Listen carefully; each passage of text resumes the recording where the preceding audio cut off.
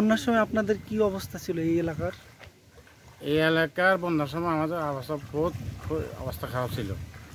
আমাদের গরু ছাগল সব চলে গেছে।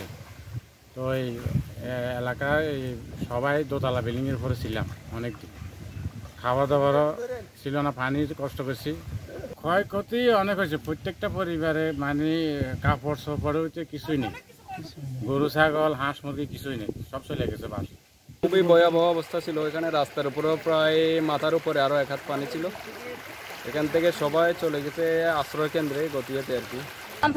নষ্ট হয়ে গেছে, ফ্রিজ নষ্ট হয়ে গেছে, সব নষ্ট হয়ে গেছে, সব কম্বল তো সব কিচ্ছু বাঁচাইতে পারি না। আপনারা এখানে যে মানে বন্যাটা হয়েছে এটা কতক্ষণ সময় পেয়েছিলেন বের হওয়ার? আমরা সর্বোচ্চ আপনার 45 মিনিটের মতো সময় পাইছি। হ্যাঁ, এর মধ্যে যা পাচ্ছি গুছেছি, তারপরে সব করতে পেরেছিলেন বাসা থেকে কিছু?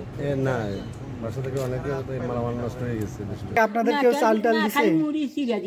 শুধু মুড়ি আর চিড়ে দিছে, কেউ চাল টাল দেয়নি কিছু? আমরা খাওয়া দাওয়া মনে করেন 2-1 সপ্তাহ আমরা বহুত কষ্ট করি। কোনো কিছু বের করতে পেরেছিলেন? কিছু পারি না। হচ্ছে গরু ছাগল এগুলো কোনো কিছু বাইরে স্কুলে মানে ওই যে আশ্রয় কেন্দ্রে রাখছিলেন। এখন আপনাদের এখন কি দরকার, মানে এই মুহূর্তে দরকার? মানে ধরেন যে চাল ডাল তো সব মনে শেষ আছে, সব ভিজে গেছে, পড়ে গেছে। কিছু পেয়েছিলেন এর মধ্যে?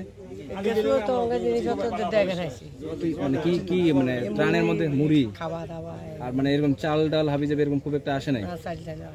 আচ্ছা, ত্রাণের লোক কেমন আসতেছে? কোনো কিছু কেউ লিস্ট করে যাচ্ছে? না, আমাদের ওখানে লিস্ট হয়নি, আমরাই প্রথম আসলাম।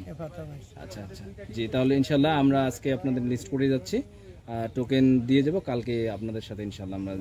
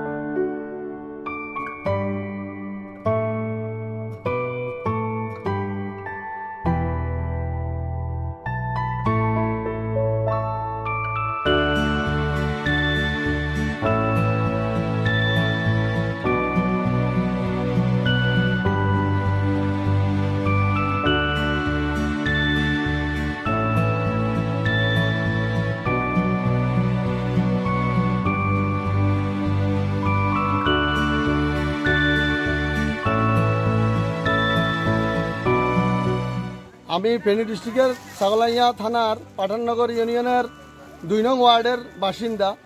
আমার সম্মানিত ভাইরা যে ত্রাণগুলি আমাদের এখানে নিয়ে এসেছেন দূর থেকে, এত কষ্ট করে ওনারা আমাদের এখানে যে আমাদের এই বন্যার্ত ভাই বোনদের পাশে এসে দাঁড়িয়েছেন, আন্তরিক ধন্যবাদ। আমার এলাকার পক্ষ থেকে যাই দিয়েছেন, আমরা অন্তত পক্ষে এটা দিয়া প্রত্যেকটা ফ্যামিলি অন্তত 1 সপ্তাহ ইনশাল্লাহ একসাথে আমাদের চলবে ইনশাল্লাহ। আমরা খুশি, এটা তো আমরা দান পাচ্ছি, এরকম দান আরো বহুত দিছে, আমাদের গ্রামে আসে নাই, আমরা পাই নাই, আজকে আমরা দিছি, আমরা ঠিক মতো পাইছি।